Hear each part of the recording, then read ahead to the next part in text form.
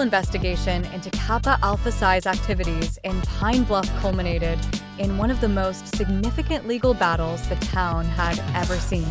Much like the trials against the Sinaloa cartel, the RICO case against key fraternity members aimed to dismantle their criminal empire.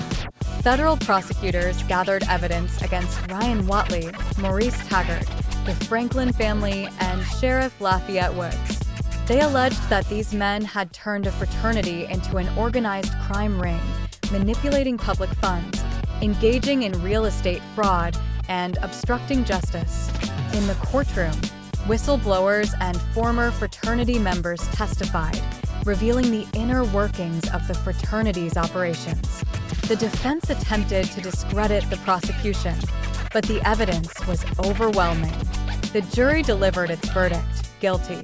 The sentences were severe, but for Pine Bluff, the real challenge would be rebuilding after years of corruption.